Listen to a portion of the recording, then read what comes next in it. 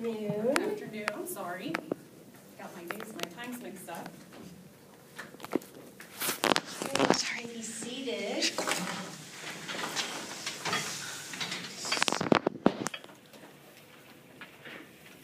right, good afternoon. My name is Kimberly O'Banner. I am a second-year law student with Phoenix School of Law. Hi, I'm still Lisa Adams, and I still teach high school, I think. And I'm excited to be back here again Yes. to hear what you guys have to tell us. If I can get my papers all squared away. Can we have your names, please? Hi, my name is Courtney Hall, and we're all from Heber, Arizona, Caps Middle School, and this is our teacher, Mr. Maynard. Good afternoon, Ms. Reed. Hi, I'm Mackenzie Willis. I'm Chris Franco. Hi, I'm Seth Reed. Good afternoon, I'm Lauren Hancock. All right, good afternoon. So, a couple questions here for you. They might sound a little familiar. According to the framers, what are the basic purposes of government? Why did the framers think a constitution was necessary to achieve these purposes? Which did the founders think was more important, the common good or individual rights? Does our government still serve the purposes that the framers intended? According to the founders, the basic purposes of government are life, liberty, and property. They changed to the pursuit of happiness. Life is the right to live without fear of being injured, killed, kidnapped, or abused by others. Liberty is the right to be free.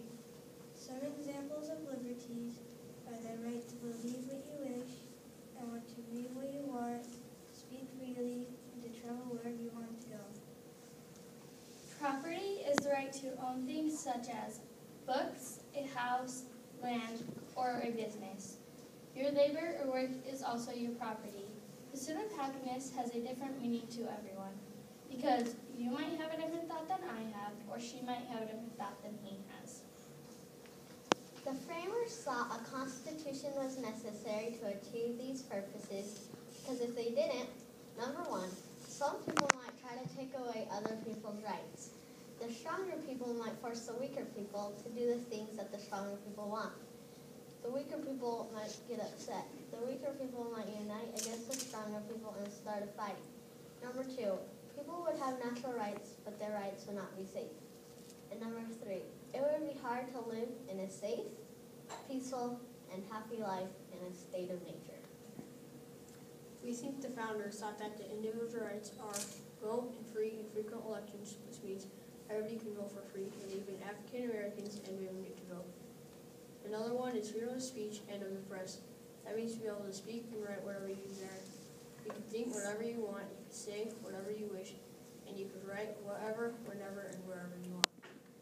The next one is you can have a lawyer if you are accused of a crime, which means if you commit a crime and you need a lawyer to defend yourself, one will be provided for you. Also, there is trial by jury, which means if you get blamed for something you didn't do, the judge could just send you to jail.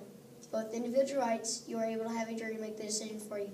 Finally, there is protection from cruel and unusual punishment. That means the people that are stronger than you cannot push you around and punish you for doing nothing. Common good means good for the whole community and the whole world. Yes, our government still serves the purposes that our founders intended. Our founders intended to have a safe place for all women, children, and men, no matter what color or religion they are. If the founders did not create a constitutional government, which we have today, we would have a dictatorial government. Dictatorial government means there are no limits on the power of the people and the people in leadership. As an example, if you and your family go on vacation and someone breaks into your home and steals your TVs, computers, etc., that burglar will not go to jail and no charges will be pressed against him. That's how our government still served the purposes the founders intended. In conclusion, we as a group are grateful for the founders that wrote the Constitution. We recognize the liberties, individual rights, and freedoms we enjoy under a constitutional government. If these principles and purposes of the founders wasn't in place today, we wouldn't be presenting to you today. Thank you for your time and consideration.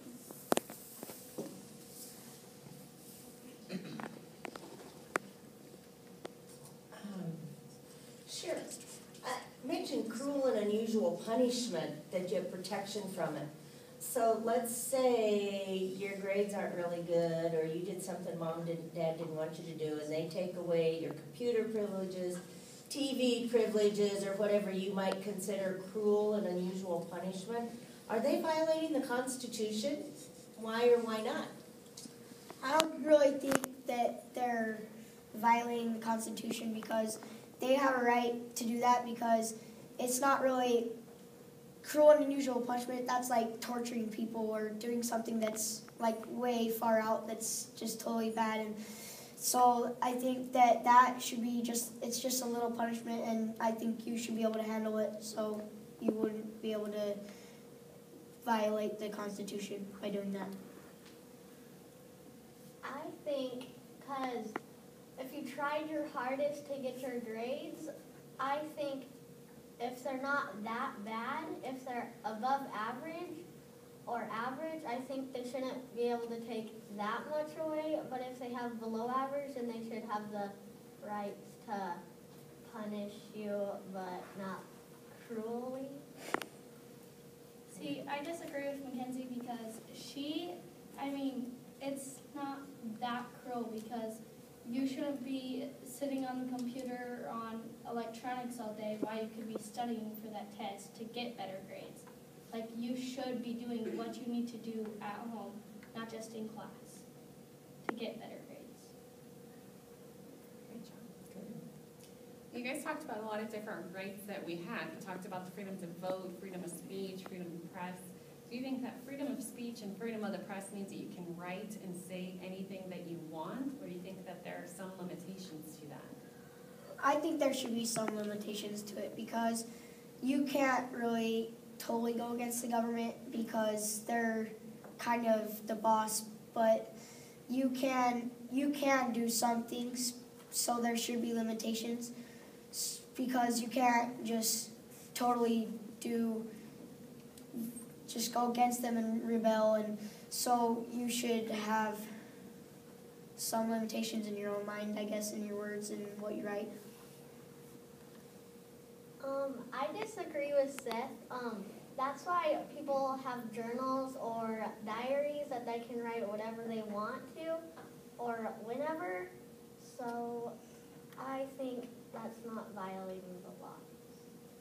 If you're in public, then you kind of should have limitations because if there are things around that maybe not everybody wants their children to hear, so some people might need to set that law and say that you can't say exactly what you mean because there might be some bad words in there or something that people don't want to have their kids hear and copy after.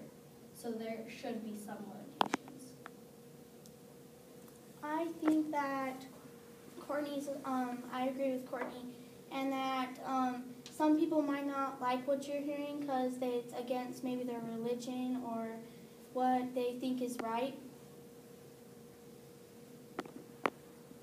Okay, you've been studying about the Founding Fathers and mothers too, I hope. If you could go back, or if you could be one of the founders, which one would you want to be and why?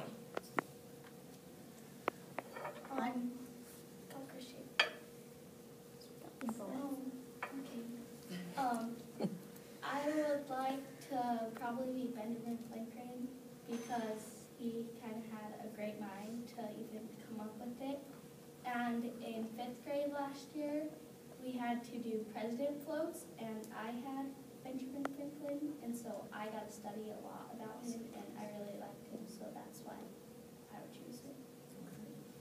And I would probably like to be Thomas Edison just because he was such a great guy and he was really smart. And to have to come up with the Declaration of Independence and be able to sign it, you have to be pretty cool and great to be able to do that. And so they're all big people, but I'd like to be Thomas Edison. So you guys talked a lot about like the Constitution and the rights that you have. If another country was making its own Constitution and came here and asked us what we thought that they should keep in their Constitution, what would you suggest to them? I think there should, first of all, be limits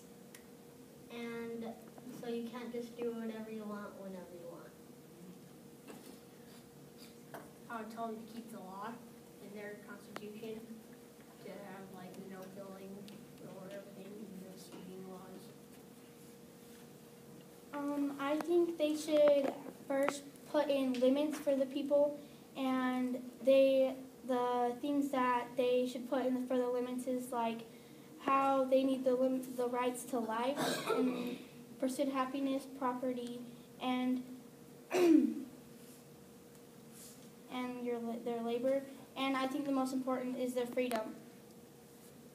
I agree with Lauren because they have to have some basic rights. Like, you can't just have people running around and shooting people, and it shouldn't be a government just telling everybody that they should do what they want to do. Like, they should, because why did we come to America? Because we wanted freedom and so we could do our own thing. So I agree. You know, one of the things you mentioned that's really important is the fact that John Locke said life, liberty, and property, and Jefferson changed it to life, liberty, and the pursuit of happiness. What is the pursuit of happiness, and how do we protect that? The pursuit of happiness is say I'm happy helping others, and so that is kind of like whatever makes you happy. Nice job, you guys.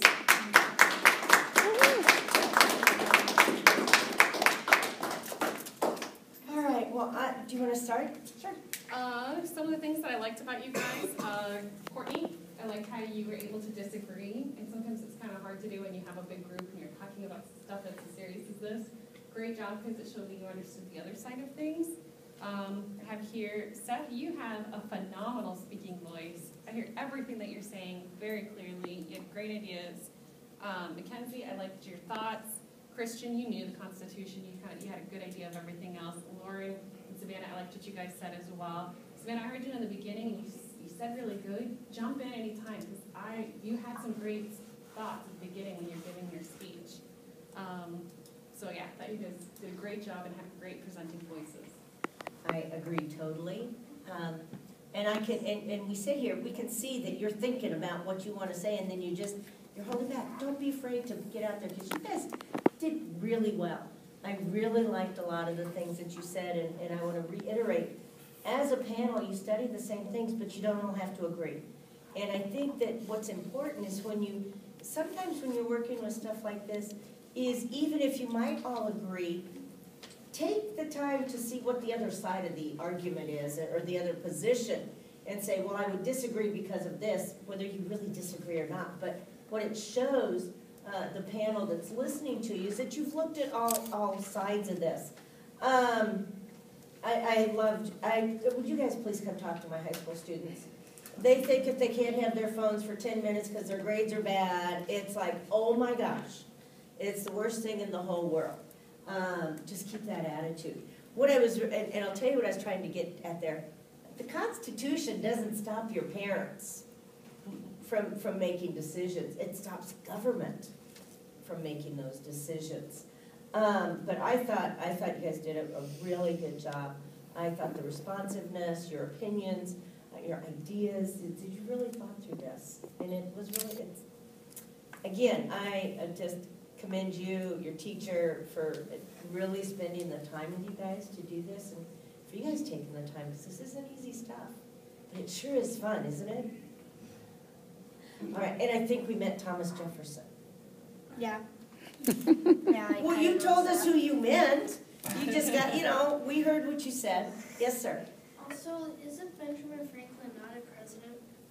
He's not a president, but he's a founding father, right? He is a founding father. You know what? It's okay, but we asked about founders.